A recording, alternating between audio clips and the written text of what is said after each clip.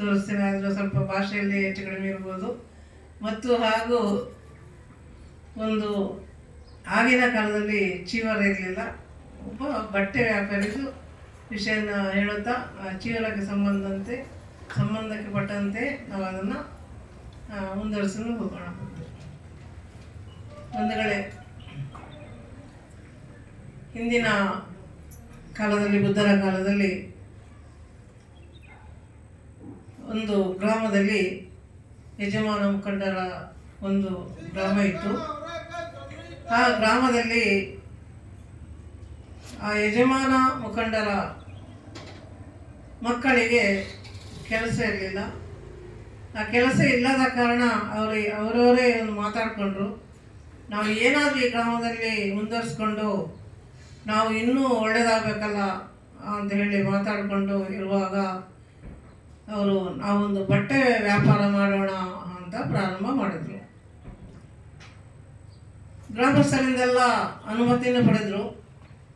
ಪಡೆದ ಮೇಲೆ ಆಯಿತು, ನೀವು ವ್ಯಾಪಾರ ಮಾಡಿಯಪ್ಪ, ಈಗಿನ ಪರಿಸ್ಥಿತಿಯಲ್ಲಿ ಅಲ್ಲ, ಮುಂದಿನ ಪರಿಸ್ಥಿತಿಗೆ ನಾವು ಹೀಗೆ ಇದ್ರೆ ಆಗೋದಿಲ್ಲ, ನಾವು ಇನ್ನೂ ಮುಂದುವರಿಬೇಕು.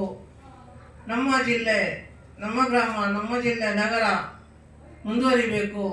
ನಿಮ್ಮನ್ನಾದರೂ ನೋಡಿ ಜನಗಳು ಮುಂದುವರಿಲಿ ಅಂತ ಹೇಳಿ ಎಲ್ಲ ಗ್ರಾಮಸ್ಥರು ಅಲ್ಲಿದ್ದವರೆಲ್ಲ ಅನುಮತಿ ಕೊಟ್ಟರು. ಕೊಟ್ಟ ಮೇಲೆ ಅವರು ಅದೇ ಮನೆಯ ಪಕ್ಕದಲ್ಲಿ ಇಂಥ ಒಂದು ಟೆಂಟ್ ಹಾಕ್ಕೊಂಡು ಅವರು ವ್ಯಾಪಾರ ಶುರು ಮಾಡಿದರು. ಆದರೆ ವ್ಯಾಪಾರ ಮಾಡಲಿಕ್ಕೆ ಶುರು ಮಾಡೋ ಮೊದಲು ಅವರಿಗೆ ಸ್ವಲ್ಪ ಹಣದ ಕೊರತೆ ಇತ್ತು. ಸ್ವಲ್ಪ ಏನೋ ಅವರ ಬುದ್ಧಿವಂತಿಕೆಯಲ್ಲಿ ಶೇಖರಿಸಿದ ಹಣ ಇತ್ತು. ಅನಂತರ ಅದು ಸಾಲೋದಿಲ್ಲ ಅಂತ ಹೇಳಿ ಸ್ವಲ್ಪ ಸಾಲವನ್ನು ಮಾಡಿದರು. ದಿನದಿಂದ ದಿನಕ್ಕೆ ವ್ಯಾಪಾರ ಮಾಡಿ ಮುಂದುವರಿತು. ದಿನಕ್ಕೆ 2,000, 4,000, 6,000, 10,000 ಹೀಗೇ ವ್ಯಾಪಾರ ಆಗ್ತಾ ಆಗ್ತಾ ಆಗ್ತಾ ಅವರ ಬಡತನನೂ ನಿಂತು ಮತ್ತು ಹಣನೂ ಉಳಿತು. ಮತ್ತು ಇವರು ಗ್ರಾಮಕ್ಕೆ ಒಂದು ಮಾದರಿಯಾಗಿ ಬೆಳೆದರು. ಅನಂತರ ಯಾವಾಗ ಗ್ರಾಮದ ಜನರ ಅನುಮತಿ ಕೊಟ್ಟರೋ ಅಂದಿನಿಂದ ಸ್ವಲ್ಪ ಒಳಗೊಳಗಡೆ ಗುಸುಗುಸು ಪ್ರಾರಂಭ ಆಯಿತು. ಏನಂತಂದರೆ, ಇವರು ಹೇಗಿದ್ದವರು ಹೇಗಾದರು, ಇವ್ರನ್ನ ಮೊದಲಿನಂಗೆ ನಾವು ಆ ಸ್ಥಿತಿಗೆ ತರಬೇಕಲ್ಲ ಅನ್ನುವ ಕೆಟ್ಟ ಭಾವನೆ ಉದ್ಭವ ಆಯಿತು. ಆನಂತರ ಅಲ್ಲಿ ಇದ್ದವರೆಲ್ಲ ಒಂದು ಕಡೆ ಹುಡುಗರೆಲ್ಲ ಸೇರ್ಕೊಂಡು ಮೀಟಿಂಗ್ ಮಾಡಿದ್ರು. ನೋಡಪ್ಪ, ಅವನು ಮೊದಲು ಈ ಥರ ಇರಲಿಲ್ಲ, ಬಡತನದಲ್ಲಿದ್ದ, ಈಗ ಶ್ರೀಮಂತಕ್ಕೆ ಕಾಲಿಟ್ಟಿದ್ದಾನೆ, ಹೆಸರುವಾಸಿ ಆಗಿದ್ದಾನೆ.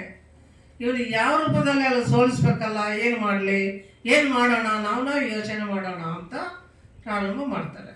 ಅದಕ್ಕೆ ಒಬ್ಬ ಹೇಳ್ತಾನೆ, ಆ ಮಾಲೀಕನಿಗೆ ಸಿಟ್ಟು ಬರೋದಿಲ್ಲ, ಸಿಟ್ಟು ಬರುವ ಹಾಗೆ ನಾವು ವರ್ತನೆ ಮಾಡಬೇಕು. ವರ್ತನೆ ಮಾಡಬೇಕಾದ್ರೆ ನಾವು ಏನು ಮಾಡಬೇಕು, ಒಂದು ಉಪಾಯ ಹುಡುಕೋಣ ಅಂತ ಹೇಳಿ ಅವರವರೇ ಮಾತಾಡಿಕೊಂಡು ಅಂಗಡಿಗೆ ಹೋಗ್ತಾರೆ. ಅಂಗಡಿಗೆ ಹೋದ್ಮೇಲೆ 3-4 ಜನ 5 ಜನ ಸೇರ್ಕೊಂಡು ಅಂಗಡಿಗೆ ಹೋಗ್ತಾರೆ. ಹೋದ್ಮೇಲೆ, ನೋಡಪ್ಪ, ನಮಗೊಂದು ಸೀರೆ ಬೇಕು ಅಂತಾರೆ. ನನಗೆ ಬಹಳ ಖುಷಿ ಆಯ್ತು, ನಮ್ಮ ಗ್ರಾಮದ ಹುಡುಗರೇ ಅಲ್ವಾ ಅಂಥೇಳಿ ಎಷ್ಟು ವೆರೈಟಿ ಇದೆಯೋ ಅಷ್ಟು ಸೀರೆನ ಅವನು ಕಲರ್ ನಾನಾ ಥರದ ವೆರೈಟಿ ಸೀರೆಗಳನ್ನ ತೆಗೆದು ಹಾಕ್ತಾನೆ. ಇವರು ಹುಡುಕ್ತಾರೆ, ಆಮೇಲೆ ಇದ್ದಿದ್ರಲ್ಲಿ ಒಳ್ಳೆ ಸೀರೆಯನ್ನು ಆಯ್ಕೆ ಮಾಡ್ತಾರೆ. ಸೀರೆನ ಆಯ್ಕೆ ಮಾಡಿಕೊಂಡು ಖುಷಿಯಲ್ಲಿ ಸಂತೋಷದಿಂದ ಮಾಲೀಕ ಯಾವ್ದು ಬೇಕು ಆಯ್ಕೆ ಮಾಡ್ಕೊಂಡು ಸಂತೋಷವಾಗಿ ನಗನಗುತ್ತಾ ಕೊಡ್ತಾನೆ. ಆಮೇಲೆ ಇವ್ರು ಏನು ಮಾಡ್ತಾರೆ ಅಂತಂದರೆ, ಇದ್ದರೆ ಒಳ್ಳೆ ಬೆಲೆ ಬಾಳುವ, ಈಗಂದರೆ ತುಂಬ ರೇಷ್ಮೆ ಉಳ್ಳ ಸೀರೆಯನ್ನು ಬಿಡಿಸ್ತಾರೆ. ಆಮೇಲೆ ಅದನ್ನು 2 ತುಂಡು ಮಾಡ್ತಾರೆ. ಆಮೇಲೆ ಇದರಿಗೆ ರೇಟ್ ಎಷ್ಟಪ್ಪ ಅಂತ ಕೇಳ್ತಾರೆ. ಆಗ ನಗನಗ್ತಾನೆ ಹೇಳ್ತಾರೆ, ಇದಕ್ಕೆ ಅದರ ಅರ್ಧ ಭಾಗಪ್ಪ ಅಂತ. ಪುನಃ ತುಂಡು ಮಾಡ್ತಾರೆ, ಇದರ ರೇಟ್ ಎಷ್ಟಪ್ಪ ಅಂತ ಕೇಳ್ತಾರೆ, ಅದರ ಅರ್ಧ ಭಾಗ ಅಂತಾರೆ. ಆಮೇಲೆ ಅಂತೂ ಇಷ್ಟು ತುಂಡು ಮಾಡಿದ್ರು ಇವ್ರಿಗೆ ಸಿಟ್ಟು ಬರೋದಿಲ್ಲಲ್ಲ ಅಂತ ಹೇಳಿ ಆ ಸೀರೆನ ಎಲ್ಲ ತುಂಡು ತುಂಡು ತುಂಡು ಮಾಡಿ ಒಂದು ಮೂಲೆಗೆ ಎಸಿತಾರೆ. ಆದರೂ ಮಾಲೀಕರಿಗೆ ಸಿಟ್ಟು ಬರೋದೇ ಇಲ್ಲ. ಆಮೇಲೆ ಮೂಲೆಗೆ ಎಸ್ದ ಮೇಲೆ ಅವ್ರು ಹೇಳ್ತಾರೆ, ಇಷ್ಟು ಮಾಡಿದ್ರು ಸಿಟ್ಟು ಬರೋದಿಲ್ಲಲ್ಲ, ಏನು ಮಾಡಲಿ ಇವನಿಗೆ ಅಂತ. ಆಮೇಲೆ ಮಾಲಿಕ ನಗು ನಗುತ್ತಾ ಹೇಳ್ತಾರೆ, ಅಲ್ಲ ನೀನು ಒಂದು ಸೀರೆನ ಇಡೀ ಸೀರೆನ ಅರ್ಧ ಮಾಡಿದೆ, ರೇಟ್ ಕೇಳಿದೆ, ಪುನಃ ಅರ್ಧ ಮಾಡಿದೆ, ರೇಟ್ ನಾನು ಹೇಳಿದೆ, ಅಂದರೆ ಚಿಂದಿ ಚಿಂದಿ ಮಾಡಿದೆ. ಆದರೆ ಅದು ಯಾವ ಪ್ರಯೋಜನಕ್ಕೂ ಬಾರದ ರೀತಿಯಲ್ಲಿ ಅದನ್ನು ಚಿಂದಿ ಮಾಡಿದಿರಿ, ಅದು ನನಗೆ ಬೇಜಾರಿಲ್ಲ. ಆದರೆ ಅದನ್ನು ಆ ಸೀರೆನ ನೇಯ್ತಾರಲ್ಲ ಹತ್ತಿ ಆ ಹತ್ತಿನ ಮಾಡಿದವರಿಗೆ ಎಷ್ಟು ನೋವು ಇರ್ಬೋದು. ಅವರು ಹತ್ತಿ ಗಿಡನ ಒಂದು ಜಾಗ ಆಯ್ಕೆ ಮಾಡ್ತಾರೆ, ಜಾಗ ಇಲ್ಲದವರು ಜಾಗ ಆಯ್ಕೆ ಮಾಡ್ತಾರೆ. ಆಮೇಲೆ ಅದನ್ನು ಕಚಡ ತೆಗಿತಾರೆ, ಆಮೇಲೆ ಗುಂಡಿ ತೆಗಿತಾರೆ, ಆಮೇಲೆ ಬೀಜ ಹಾಕ್ತಾರೆ, ಆಮೇಲೆ ಮಳೆಗೆ ತಕ್ಕ ಬೆಳೆಗೆ ತಕ್ಕ ಮಳೆ ಬರಬೇಕಾದ್ರೆ ಅದನ್ನು ಸ್ವಲ್ಪ ಜನ ಕಾಯ್ತಾರೆ, ಅಥವಾ ಆ ಬೋರ್ವೆಲ್ ಇದ್ದರೆ ಅದರಿಂದ ಸಹಕಾರ ಮಾಡ್ತಾರೆ. ಅನಂತರ ಅದಕ್ಕೆ ಕ್ರಿಮಿನಾಶಕ ಹೊಡೆದು ಅದನ್ನು ಬೆಳೆಸ್ತಾರೆ. ಅನಂತರ ಪಕ್ಷಿ ಪ್ರಾಣಿಗಳೆಲ್ಲ ಅದನ್ನು ಆಗಿಯದ ರೀತಿಯಲ್ಲಿ, ತುಂಡು ಮಾಡದ ರೀತಿಯಲ್ಲಿ, ಮಕ್ಕಳು ಹೋಗಿ ಅದನ್ನು ಮುಟ್ಟದ ರೀತಿಯಲ್ಲಿ ಬೆಳೆಸ್ತಾರೆ. ಇಷ್ಟೆಲ್ಲ ಕಷ್ಟಪಟ್ಟು ಅದು ಹೂವಾಗಿ ಕಾಯ ಆದರೂ ಒಂದು ಮಳೆ ಬಂದರೆ ಅದು ಹತ್ತಿನೂ ಹಾಳಾಗಿ ಆ ಮಾಲೀಕ ಎಷ್ಟು ನೊಂದುಕೊಂಡಿರ್ಬೋದು, ನೀವು ಊಹೆ ಮಾಡಿದ್ದೀರಾ ಅಂತ ಕೇಳ್ತಾರೆ. ಅದಕ್ಕೆ ಅವರು ಅಷ್ಟೇ ಹೇಳುವಾಗ ಈ ಹುಡುಗರಿಗೆ ಸ್ವಲ್ಪ ಸ್ವಲ್ಪ ಜ್ಞಾನೋದಯ ಆಗೋಕ್ಕೆ ಪ್ರಾರಂಭ ಆಗುತ್ತೆ. ಆಮೇಲೆ ಅವರು ಆ ಹತ್ತಿನ ಏನೋ ಮಳೆ ಬಂದು ಒದ್ದಾಯಿತು ಅಂತ ತಿಳ್ಕೊಳ್ಳೋಣ, ಆ ಹತ್ತಿನ ಬಿಡಿಸಿ ಒಂದು ಕಡೆ ಹಾಕಿದರೆ ಗಾಳಿಗೆ ಒಣಗ್ತದೆ. ಆಮೇಲೆ ಕಡಿಮೆ ರೇಟಾದರೂ ಮಾರ್ಬೋದು ಅಣ್ಣೋಣ. ಆದರೆ ಅದನ್ನು ಫ್ಯಾಕ್ಟ್ರಿಗೆ ಕೊಟ್ಟು ಪುನಃ ಅದು ಹದವಾಗಿ ಅದಕ್ಕೆ ಬಣ್ಣ ಕೊಟ್ಟು ಅದರಲ್ಲೂ ಸ್ವಲ್ಪ ಹತ್ತಿಗಳು ವೇಸ್ಟ್ ಆಗಿ ಅವನಿಗೆ ಸಿಗೋದು ಎಷ್ಟು ಸಿಗ್ಬೋದಪ್ಪ ಅದರ ರೇಟುಗಳು. ಅದನ್ನು ಮಾಡಿ ಒಂದು ಸೀರೆ ಆಗಬೇಕಾದ್ರೆ ಎಷ್ಟು ಕಷ್ಟ ಬರ್ಬೋದು, ನೀವು ಯೋಚನೆ ಮಾಡಿದ್ದೀರಾ, ನೀವು ಯಾಕೆ ಹೀಗೆ ಮಾಡಿದ್ದೀರಿ ಅಂತ ಅವನು ಪುನಃ ಉಚ್ಚಾರ ಮಾಡ್ತಾನೆ. ಆಗ ಆ ಹುಡುಗರು ಹೇಳ್ತಾರೆ, ಇಲ್ಲಪ್ಪ ನಾವು ಬೇಕಂತಲೇ ನಾವು ಮಾಡಿದ್ದು, ಎಲ್ಲರೂ ಸೇರಿ ಮೀಟಿಂಗ್ ಮಾಡೋದು, ನಿನ್ನನ್ನು ಸೋಲಿಸ್ಬೇಕು ಅಂತ ಮಾಡೋದು, ನಿನಗೆ ಸಿಟ್ಟು ಬರಬೇಕು ಅಂತ ಮಾಡೋದು. ಆದರೆ ನಿನಗೆ ಸಿಟ್ಟು ಬರಲಿಲ್ಲ, ನೀನು ಕೋಪನ ಮಾಡಲಿಲ್ಲ, ನಮಗೆ ಬೈದು ಇಲ್ಲ. ಬೇರೆಯವರಾದರೆ ಇದಕ್ಕೆ ಪುನಃ ಯಜಮಾನರೆಲ್ಲ ಸೇರಿಸಿ ನಮ್ಮ ದೂರಗಳನ್ನೆಲ್ಲ ಕೊಟ್ಟು ಪುನಃ ನಮ್ಮ ಹೆಸರು ಕೆಟ್ಟದಾಗಿ ಬರೋದು ಮಾಡ್ತಿದ್ರು. ನೀನು ಹಾಗೂ ಮಾಡಲಿಲ್ಲ, ಪರವಾಗಿಲ್ಲಪ್ಪ ಅಂತ ಹೇಳಿ ನಾವು ಮಾಡಿದ್ದು ತಪ್ಪಾಯಿತು ಅಂತ ಕ್ಷಮೆ ಕಳ್ಕೊಂಡು ಅವನು ಆ ಮಕ್ಕಳು ಅಲ್ಲಿದ್ದು ಹೊರಡ್ತಾರೆ. ಆದರೆ ಮಾಲೀಕ ಹೇಳ್ದಂಗೆ ನಾವೊಂದು ಅಂದಿನಿಂದ ನಾವು ಈ ಬರ್ತಾ ಬರ್ತಾ ಕಾಲಕ್ರಮೇಣ ನಮ್ಮ ಅನಾಥ ಬಿಂಡಿಕರು ಜಮೀನು ಮಾಡಿ ವಿಹಾರ ಕಟ್ಟಿ ಅದಕ್ಕೆ ಬೇಕಾದ ಸೌಲಭ್ಯ ಮಾಡಿ, ಸೌಲಭ್ಯದೊಂದಿಗೆ ಭಗವಾನ್ ಬುದ್ಧರ ಕೈಯಿಂದಲೇ ದಾನ ಗಿಂಡಿಗೆ ಮೂಲಕ ನೀರು ಹಾಕಿ ಅದನ್ನು ವಶಪಡಿಸ್ಕೊಂಡು ಅಲ್ಲಿನ 25 ವರ್ಷ ಅವರು ವಶವಾಸ ಮಾಡಿ, ಮತ್ತು ಅನಾಥ ಬಿಂಡಿಕ ಅಂತ ಹೆಸರು ಬರೋ ಕಾರಣ ಅಂದರೆ ಅನಾಥ ಮಕ್ಕಳಿಗೆ ಆಹಾರ, ಪಿಂಡ ಅಂದರೆ ಆಹಾರ, ಪಾತ್ರೆ, ಅನಾಥ ಪಿಂಡಿಕ ಅನಾಥ ಮಕ್ಕಳಿಗೆ ಆಹಾರ ಕೊಡುವ ವ್ಯಕ್ತಿನೇ ಅನಾಥ ಪಿಂಡಿಕ. ನಿಜವಾದ ಹೆಸರು ಸುಮೇಧ ಅಂತ. ಆದ್ದರಿಂದ ಅವರು ಬುದ್ಧರಿಗೆ ಬಿಟ್ಟುಕೊಟ್ಟು ಅಲ್ಲಿ ಬುದ್ಧರು 25 ವರ್ಷ ವಾಸ ಮಾಡಿ ಅನಂತರ ದಿನಗಳಲ್ಲಿ ನಮ್ಮ ಮಾತೆ ವಿಶಾಖ ಮಾತೆ ಅವರು ಬಹಳ ಒಂದು ಸಡಗ ಸಂಭ್ರಮದಿಂದ ಅದು ಕಾರಣ ಇದೆ. ವಿಶಾಖ ಮಾತೆ ಬುದ್ಧರ ಅನ್ಯಾಯ ಕುಟುಂಬದವರಾಗಿದ್ದರು. ವಿಶಾಖ ಮಾತೆ ಚಿಕ್ಕವಳಾದರೂ ಬಹಳ ದಾನ ಉಳ್ಳವಳು. ಆ ದಾನ ಇದ್ದ ಕಾರಣ ಅವಳು ಹೇಳ್ತಾಳೆ, ನಾವು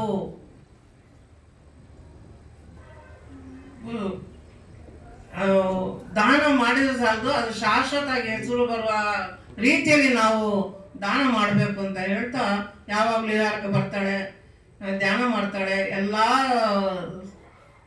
ಬೋಧನೆಯನ್ನು ಎಲ್ಲ ಕಲಿತಾಳೆ. ಹೀಗೆ ಬರ್ಬೇಕಾದ್ರೆ ಒಂದಿನ ಅವರು ರಾಜಕುಮಾರಿಯಂಗೆ ಬರ್ತಾ ಇದ್ರು ವಿಹಾರಕ್ಕೆ. ಆಗ ನಮ್ಮ ಭಗವಾನ್ ಬುದ್ಧರ ತಮ್ಮ ಆನಂದ ಬಂತೇಜ್ ಹೇಳ್ತಾರೆ, ಈ ಥರ ನೀನು ಬರಬಾರ್ದಮ್ಮ, ಯಾವಾಗಲೂ ವಿಹಾರಕ್ಕೆ ಬರುವಾಗ ಸಾಧಾರಣ ರೀತಿಯಲ್ಲಿ ಸ್ವಚ್ಛವಾಗಿ ಬರಬೇಕು ಅಂತ ಹೇಳ್ತಾರೆ. ಆಯಿತು ಅಂತೇಳಿ ಮರ್ತು ಬರ್ತಾರೆ.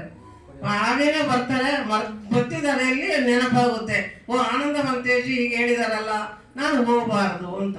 ಆದ್ದರಿಂದ ಮಧ್ಯ ದಾರಿಯಲ್ಲೇ ಅವರ ಒಂದು ಉಡುಪು, ಪ್ರತ್ಯೇಕವಾದ ಉಡುಪು ಇರ್ತದೆ. ಆ ಉಡುಪನ್ನು ತೆಗೆದುಕೊಂಡು ತನ್ನ ಭವ್ಯವಾದ ಚಿನ್ನಾಭರಣಗಳೆಲ್ಲ ಮೂಟೆ ಕಟ್ಟಿ ಅದನ್ನು ಪುನಃ ವಿಹಾರಕ್ಕೆ ಬಂದು ಪಕ್ಕದಲ್ಲಿ ಇಟ್ಟು ಪೂಜೆ ಮಾಡ್ತಾರೆ, ತಮ್ಮ ಪೂಜೆ ಮಾಡ್ತಾರೆ, ಧ್ಯಾನ ಮಾಡ್ತಾರೆ. ಆನಂತರ ಎತ್ತು ಹೋಗುವಾಗ ಅದು ಪಕ್ಕದಲ್ಲಿ ಮರ್ತೋಗಿರ್ತದೆ, ಅಂದರೆ ಫ್ರಂಟಲ್ಲಿರೋ ಸ್ವಲ್ಪ ಬ್ಯಾಕಲ್ಲಿ ಇರ್ತದೆ, ಅದನ್ನು ಮರ್ತೋಗಿರ್ತದೆ.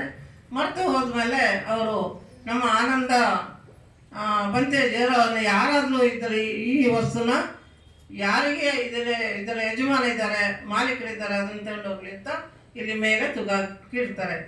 ಆಗ ಮನೆಗೆ ಹೋದ್ಮೇಲೆ ಜ್ಞಾನ ಆಗುತ್ತೆ ವಿಶಾಖ ಮಾತೆಗೆ, ಓ ನನ್ನ ಆಭರಣದ ಗಂಟನ್ನು ನೀನು ಎಲ್ಲಿಟ್ಟಿದ್ದೀಯಾ ಅಂತ. ಆಗ ಸೇವಕಿ ಹೇಳ್ತಾಳೆ, ಇಲ್ಲ ನಾನು ಮರ್ತು ಬಿಟ್ಟು ಬಂದೆ ಅಂತ. ಹಾಗಿದ್ರೆ ಅವ್ರು ಹೇಳ್ತಾರೆ, ನೀನು ಹೋಗಿ ನೋಡು, ಕೆಳಗಡೆ ನೀರಿಟ್ಟ ಜಾಗದಲ್ಲಿ ಇದ್ರೆ ಮಾತ್ರ ತೆಗೆದುಕೊಂಡು ಬಾ, ಇಲ್ಲಾದರೆ ಅದನ್ನು ಇಲ್ಲ ಬೇರೆ ಕಡೆ ಇದ್ದರೆ ನೀನು ಏನು ಹೇಳಬೇಡ, ವಾಪಸ್ ಬಾ ಅಂತ.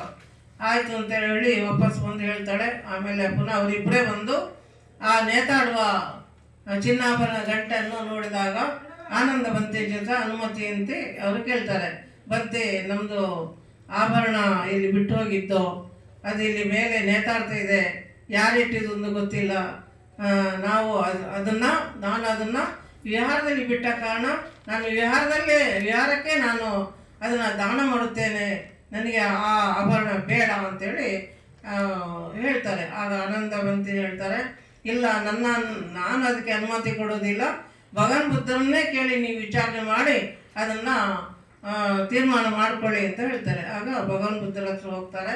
ಭಗವಾನ್ ಬುದ್ಧರ ಹತ್ರ ಹೋಗಿ ಎಲ್ಲ ವಿಷಯವನ್ನು ಹೇಳ್ತಾ ಇದ್ದಾಗ ಅವಳಿಗೆ ಭಗವಾನ್ ಬುದ್ಧರು ಹೇಳ್ತಾರೆ, ನಾನು ಈ ಆಭರಣ ನಿಮಗೆ ದಾನ, ಈ ವಿಹಾರಕ್ಕೆ ದಾನ ಮಾಡ್ತೀನಿ ಅಂತ ಹೇಳಿದಾಗ ಭಗವಾನ್ ಬುದ್ಧರು ಹೇಳ್ತಾರೆ, ಆಗಲಿ, ಆದರೆ ಈ ವಸ್ತುನ ನಾವು ಚಿನ್ನ ಬೆಳ್ಳಿ ಯಾವುದನ್ನ ನಾವು ಸ್ವೀಕಾರ ಮಾಡುವಂತಿಲ್ಲ, ಹಣನ ಮಾತ್ರ ವಿಹಾರಕ್ಕೆ ಕೊಡ್ಬೋದು. ಅದಕ್ಕೆ ಸಂಬಂಧಪಟ್ಟವರು ಉಪಾಸಕರು ಇರ್ತಾರೆ, ಅವರು ಖರ್ಚು ಮಾಡ್ತಾರೆ. ಅದನ್ನು ಈ ಆಭರಣ ನೀನೇ ತೆಗೆದುಕೊಂಡು ಹೋಗಿ ಮಾರಿದ್ರೆ ಮಾರು, ಇಲ್ಲ ನೀನಾದರೂ ಇಟ್ಟುಕೋ, ಆದರೆ ಅದರ ಮೊತ್ತಕ್ಕೆ ನನಗೆ ಈ ವಿಹಾರಕ್ಕೆ ದಾನ ಮಾಡುವುದಾದರೆ ಅದರ ಮೊತ್ತಕ್ಕೆ ತಕ್ಕಂತೆ ನೀನು ಏನು ಸಂಕಲ್ಪ ಮಾಡ್ತೀಯೋ ಅದರಂತೆ ಮಾಡು ಅಂತ ಭಗವಾನ್ ಬುದ್ಧರು ಹೇಳ್ತಾರೆ. ಅದರಂತೆ ಅದನ್ನು ಗ್ರಾಮಕ್ಕೆ ಬಂದು ಎಲ್ಲ ಅಕ್ಕಸಾಲಿಗರ ಹತ್ರ ಹೋಗಿ ತೂಕ ಮಾಡ್ತಾರೆ. ಆದರೆ ಅಕ್ಕಸಾಲಿಗರ ಹತ್ರ ಅಷ್ಟು ಹಣ ಇರೋದಿಲ್ಲ. ಅವರು ಅಕ್ಕಸಾಲಿಗೆ ಹೇಳ್ತಾರೆ, ಇದು ಇಲ್ಲಿಂದ ನನ್ನ ಹತ್ರ ಅಂತಲ್ಲ, ನೀವು ಇಡೀ 2-3 ಗ್ರಾಮಕ್ಕೆ ಹೋದರೂ ಈ ಅಷ್ಟು ಹಣ ಸಿಗೋದಿಲ್ಲ ತಂಗಿ, ನೀನು ಅದರ ಬದಲಾಗಿ ಇದರ ಎಷ್ಟು ಹಣ ಮೊತ್ತ ಆಗುತ್ತೋ ಅಷ್ಟು ನೀನೇ ಇಟ್ಕೊಂಡು ನೀನೇ ಸಹಕಾರ ಮಾಡು ಅಂತ. ಹಾಗೆ ಇದರ ಮೊತ್ತ ಎಷ್ಟಿರ್ಬೋದು ಅಂತ ಹಾಗಂತ 18 ಕೋಟಿ ಅಂತ. ಆಯಿತು ಅಂತೇಳಿ ಮನೆಗೆ ಬಂದು ತನ್ನ ಆಭರಣವನ್ನು ತಾನೇ ಇಟ್ಟುಕೊಂಡು ಒಂದು ಜಾಗ ಖರೀದಿ ಮಾಡಿಕೊಂಡು ಅದರಲ್ಲಿ ವಿಹಾರ ಕಟ್ಟಿ ಮತ್ತು ಎಲ್ಲ ಸೌಲಭ್ಯಗಳನ್ನು ಮಾಡಿ ಮುಗಿಸಿ ಪುನಃ ಓಪನಿಗೆ ಭಗವಾನ್ ಬುದ್ಧರ ಹತ್ರ ಹೋಗಬೇಕು. ಅಷ್ಟೊತ್ತಿಗೆ ಅವರು ಪುನಃ ದಿನಂಪ್ರತಿಯಂತೆ ಬರ್ತಾ ಇರಬೇಕಾದ್ರೆ ಒಂದು ನದಿಯಲ್ಲಿ ಒಂದು ಕಡೆ ಬಿಕ್ಕು, ಒಂದು ಕಡೆ ಬಿಕ್ಕುಣಿಗಳು ಸ್ನಾನ ಮಾಡ್ತಾ ಇರ್ತಾರೆ. ಕೆಲವರು ಅರೆಬತ್ತಲೆಯಲ್ಲಿ ಸ್ನಾನ ಮಾಡ್ತಾರೆ, ಕೆಲವರು ತುಂಡು ಬೆಟ್ಟದಲ್ಲಿ ಸ್ನಾನ ಮಾಡ್ತಾರೆ, ಕೆಲವರು ಒಂದು ಕಡೆ ಒಣಗಿಸ್ಕೊಂಡು ಒಂದು ಕಡೆ ಬಟ್ಟೆನ ಸುತ್ತಕೊಂಡು ಸ್ನಾನ ಮಾಡ್ತಾರೆ. ಇದನ್ನೆಲ್ಲ ನೋಡೋಕೆ ಬಹಳ ಬೇಸರ ಆಗುತ್ತೆ. ಪುನಃ ಅದನ್ನು ನೋಡಿಬಿಟ್ಟು ವಿಹಾರಕ್ಕೆ ಬರ್ತಾಳೆ. ಬಂದು ಹೇಳ್ತಾಳೆ, ಭಗವಾನ್ ಬುದ್ಧರೇ, ನಾನು ಇಂಥ ದೃಶ್ಯನ ಕಂಡೆ, ಆದ್ದರಿಂದ ನನಗೆ ಚೀವರ ದಾನ ಕೊಡಲಿಕ್ಕೆ ನಾನು ಮಾಡ್ತೇನೆ ಮುಂದಕ್ಕೂ ಈಗಲೂ, ಅದಕ್ಕೆ ಅನುಮತಿ ಕೊಡ್ತೀರಾ ಅಂತ. ಆಯಿತು ಕೊಡ್ತೇನೆ, ನೀನು ಮಾಡು ಅಂತ ಅನುಮತಿ ಕೊಡ್ತಾರೆ. ಅಂದಿನಿಂದ ಪ್ರಾರಂಭ ಮಾಡಿದ ಚೀವರ ದಾನ ಇಂದಿನವರೆಗೂ ಅದು ನಾನು ಇಡೀ ಪ್ರಪಂಚದಾದ್ಯಂತ ಅಲ್ಲಿ ಕಠಿಣ ಚೀವರದ ಮೂಲಕ ನಾವು ಅದನ್ನು ಸ್ವೀಕಾರ ಮಾಡ್ತಾ ಇದ್ದೀವಿ. ಬಿಕ್ಕುಣಿಯರಿಗೆ ನಿಮ್ಮಂಥವರೆಲ್ಲ ಅದನ್ನು ದಾನದ ಮೂಲಕ ಕೊಡ್ತಾ ಇದ್ದೀರಿ. ಅದೇ ಈಗ ಕಠಿಣ ಚೀವರ ದಾನದ ಇವತ್ತು ಒಂದು ಮಹತ್ವದ ಕಾರ್ಯಕ್ರಮವನ್ನು ಹಮ್ಮಿಕೊಂಡು ನೀವೆಲ್ಲರೂ ಬಗೆಹರಿಸಿದ್ದೀರಾ. ಮತ್ತು ಈ ಕಠಿಣ ಚೀವರ ದಾನದ ಮಹತ್ವ ಗೊತ್ತಾಗಬೇಕಂದ್ರೆ ಕೆಲವರು ನೋಡಿರ್ಬೋದು, ಮಹಾಬೋಧಿಯಲ್ಲಿ ನಮ್ಮ ಪೂಜ್ಯರಾದ ಮಹತೇರರಾದ ಆನಂದವಂತೇಜಿಯವರು ಅದನ್ನು ಪ್ರತಿ ವರ್ಷ ಕರೆಸಿಬಿಟ್ಟು ಮಾಡ್ತಾ ಇದ್ದಾರೆ. ಅದನ್ನು ನೋಡಲಿಕ್ಕೆ ನೋಡೋದೇ, ಕಣ್ಣಲ್ಲಿ ನೋಡೋದೇ ಒಂದು ದೊಡ್ಡ ಸೌಭಾಗ್ಯ. ಮತ್ತು ಅದನ್ನು ನೆಂದುಬಿಟ್ಟು ಬೆಳಗ ಆಗೋದರೊಳಗೆ ಆ ಚೀವರ ಆಗಿರ್ತದೆ.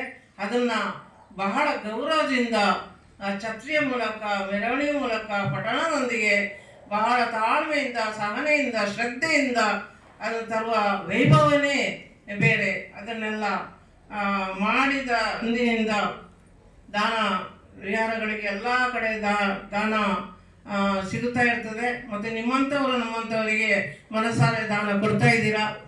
ನಮಗೆ ಅಂದಿನಿಂದ ನಮಗೆ ಚೀವರದ ಕೊರತೆ ಇಲ್ಲದಂತೆ ವರ್ಷಕ್ಕೆ 3 ಚೀವರನ್ನು ನಾವು ಉಪಯೋಗಿಸ್ಬೋದು. ಮಿಕ್ಕಿದ್ದನ್ನು ದಾನ ಕೊಡ್ಬೋದು. ಅಂತೂ ನಾವು ಕೊಟ್ಟಾಗ ದಾನ ಪೂರ್ತಿ ದಾನ ತಗೊಳ್ಳೋದಿಲ್ಲ, ಅದರ ಸ್ವಲ್ಪ ಒಂದಂಶ ಆದರೂ ನಮಗೆ ಸ್ವೀಕಾರ ಬರ್ತದೆ. ಆದ್ದರಿಂದ ಈ ಕಠಿಣ ಚೀವರದ ಮಹತ್ವನ ಅರಿತ ಕಾಲವೆಂದರೆ ವಿಶಾಖ ಮಾತೆ ಮತ್ತು ಅವರ ಕಠಿಣ ಚೀವರದಿಂದ ಅವರು ತಯಾರಿಸಿ ಇಡೀ ಪ್ರಪಂಚಕ್ಕೆ ಪರಿಚಯ ಮಾಡಿ ಕೊಟ್ಟಂದಿನಿಂದ ವಿಶಾಖ ಮಾತೆಯ ಹೆಸರು ಅಚ್ಚಳಿಯದೆ ಉಳಿದೆ. ಅದರ ಎಡೆಯಲ್ಲಿ ಬಂಧುಗಳೇ, ಒಂದು ವಿಶಾಖ ಮಾತೆಯ ಚೀವರ ಮಾಡಿದ ಮೊದಲು ತಮ್ಮ ಭಗವಾನ್ ಬುದ್ಧರ ತಾಯಿ ಮಹಾತೇರಿ ಪ್ರಜಾಪತಿ ಗೌತಮಿ ತನ್ನ ಸೆಣಬಿನ ನಾರಿನಿಂದ ತಯಾರು ಮಾಡಿದ, ತನ್ನ ಕೈಯಿಂದಲೇ ಮಾಡಿದ ಚೀವರನ್ನು ಬಣ್ಣ ಹಾಕಿ ಭಗವಾನ್ ಬುದ್ಧರಿಗೆ ಸ್ವೀಕಾರಕ್ಕೆ ಕೊಡ್ತಾರೆ. ಆದರೆ ಭಗವಾನ್ ಬುದ್ಧರು ಅದನ್ನು ಸ್ವೀಕಾರ ಮಾಡೋದೇ ಇಲ್ಲ. ಅವ್ರು ಹೇಳ್ತಾರೆ, ನನಗೆ ಕೊಡಬೇಡ, ಸಂಘಕ್ಕೆ ಕೊಡು, ಸಂಘಕ್ಕೆ ಕೊಟ್ಟರೆ ನನಗೆ ಸ್ವೀಕಾರ ಆದಂಗೆ, ಆದ್ದರಿಂದ ನೀನು ಸಂಘಕ್ಕೆ ಕೊಡು ಅಂತ. ಆದರೆ ಪ್ರಜಾಪತಿ ಮಹಾತೇರಿ ಪ್ರಜಾಪತಿ ಗೌತಮಿಗೆ ಕೊಡ್ಲಿಕ್ಕೆ ಇಷ್ಟ ಇಲ್ಲ. ಯಾಕೆಂದರೆ ನಾನೇ ಹೊತ್ತು ಸಾಕಿ ಸಲಹಿದ ಮಗನಿಗೆ ಅದರ ನಂತರ ಅವರ ಬುದ್ಧಿವಾದನ ಕೇಳಿ ಅಷ್ಟಾಂಗ ಮಾರ್ಗದಿಂದ ಮತ್ತು ಪಂಚಶೀಲ ಪಾಲನೆಯೊಂದಿಗೆ ನಾನು ಅವ್ರ ಹತ್ರನೇ ದೀಕ್ಷೆ ತಗೊಂಡು ನಾನು ಮನಸ್ಸಾರ ಅವರಿಗೆ ಕೊಡಬೇಕು ಅಂತ ಇಚ್ಛೆ ಇತ್ತು ಅವರ ಮನಸ್ಸಲ್ಲಿ. ಆದರೆ ಭಗವಾನ್ ಬುದ್ಧರು ಅದನ್ನು ಸ್ವೀಕಾರ ಮಾಡದೆ, ಯಾರೇ ದಾನ ಕೊಟ್ಟರು ಸಂಘಕ್ಕೆ ಕೊಡಿ, ಅದನ್ನು ನಾನು ಒಬ್ಬೊಬ್ಬರಿಗೆ ಅಂತ ಕೊಡಬೇಡಿ ಅಂತ ಹೇಳಿದಂದಿನಿಂದ ಎರಡನೆಯವರು ನಮ್ಮ ವಿಶಾಖ ಮಾತೆ.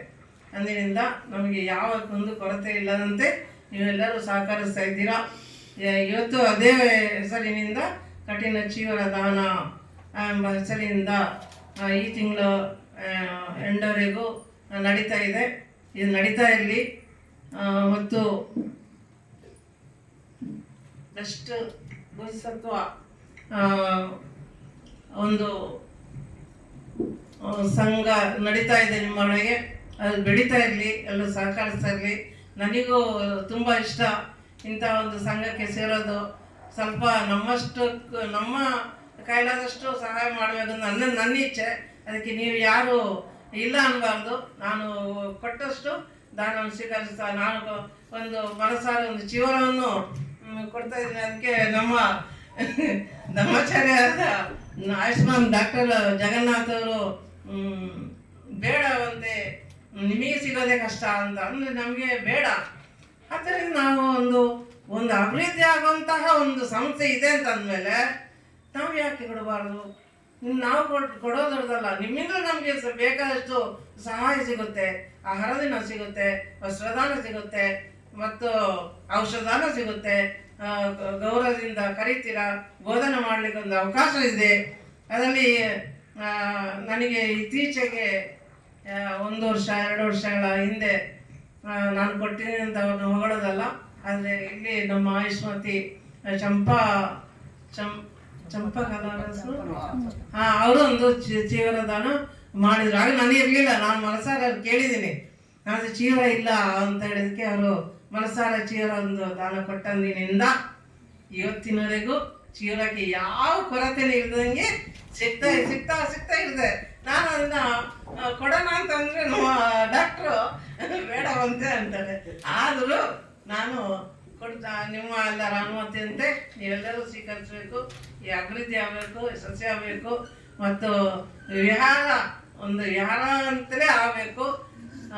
ವಿಹಾರ ಕಟ್ಟಿ ನಿಮ್ಮೆಲ್ಲರ ಹೆಸರು ಅಚ್ಚರಿ ಬೆಳಿಬೇಕು, ಉಪವಾಸ ಸಂಘ ಬೆಳಿಬೇಕು.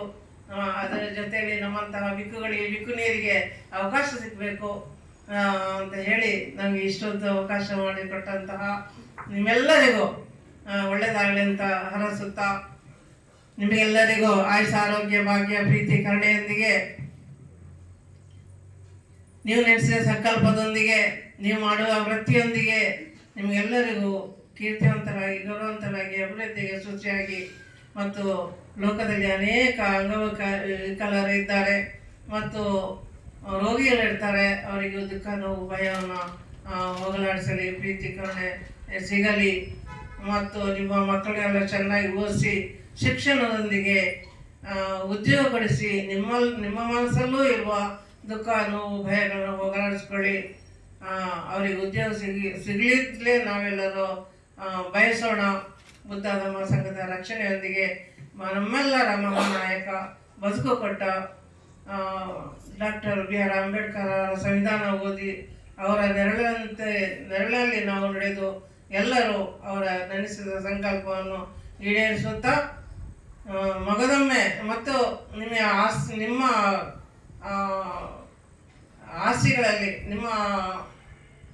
ಆಸ್ತಿಗಳಲ್ಲಿ ಮಾಡುವಂಥ ಕೃಷಿ ಅದು ಮಳೆಗೆ ತಕ್ಕಂತೆ ಬೆಳೆ ಸಿಕ್ಕಿ ಒಳ್ಳೆಯ ಸಂಪತ್ತು ಮನೆ ಸೇರಿ, ಅದರಲ್ಲೂ ಕಷ್ಟ ನೋವು ಭಯ ಎಲ್ಲ ಕಷ್ಟಗಳು ನಿವಾರಣೆಯಾಗಿ ಅದರಲ್ಲೂ ಸಂಪತ್ಭರಿತರಾಗಿ ಸುಖವಾಗಿ ಬದುಕಿ ಬಾಳಿ ಎಂದು ಹರಸುತ್ತಾ, ಭವತು ಸಬ್ಬ ಮಂಗಳಂ ರಕ್ಕಂತು ಸಬ್ಬ ದೇವತಾ ಸಬ್ಬ ಬುದ್ಧಾನುಭಾವೇನ ಸಬ್ಬ ಧಮ್ಮಾನುಭಾವೇನ ಸಬ್ಬ ಸಂಘಾನುಭಾವೇನ ಸದಾ ಸತ್ಯ ಭವಂತು ತೇ ಅಭಿವಾದನ ಸೇಲಿಸ ನಿಚ್ಚೋಟಾಪಚಾರಿನೋ ಚತ್ತಾರೋ ಧಮ್ಮ ವಡ್ಡಂತೆ ಆಯುವಣ್ಣ ಸುಖಬಲಂ ಇಚ್ಛೇದಂ ಪತಿಯಂ ತ್ರಯಂ ಕಿಪ್ಪಮೇವ ಸಮಜ್ಜತೋ ಸಬ್ಬೂರಂತೋ ಚಿತ್ತ ಸಂಕಲ್ಪ ಚಂದೋಪನ್ನ ರಸೋಯತ ವಿಪತ್ತೆ ಪಟಿವಾಹಾಯ ಸಬ್ಬ ಸಂಪತ್ತಿ ಸಿದ್ಧಿಯ ಸಬ್ಬ ದುಃಖಂ ವಿನಾಶಾಯ ಸಬ್ಬ ಭಯಂ ವಿನಾಶಾಯ ಸಬ್ಬ ರೋಗಂ ವಿನಾಶಾಯ ಭವೆ ದೇಗಾಯುಕತಾಯಕ ಸಬ್ಬ ಲೋಕಂ ಹಿತಾತಾಯ ಪರಿತಂತಂ ಬಣಾಮಹೇ ಸಬ್ಬಿತಿಯೋ ವಿವಾಜಂತೋ ಸಬ್ಬ ರೋಗೋ ವಿನಶ್ಯತೋ ಮಾತೆ ಭವಾನ್ವಂತರಾಯೋ ಸಖೇ ದೇಗಾಯಕೋ ಭವತು ಸಬ್ಬ ಮಂಗಳಂ ರಕ್ಕಂತು ಸಬ್ಬ ದೇವತಾ ಸಬ್ಬ ಬುದ್ಧಾನುಭಾವೇನ ಸಬ್ಬ ಧಮ್ಮಾನುಭಾವೇನ ಸಬ್ಬ ಸಂಘಾನುಭಾವೇನ ಸದಾ ಸತ್ಯ ಭವಂತು ತೇ.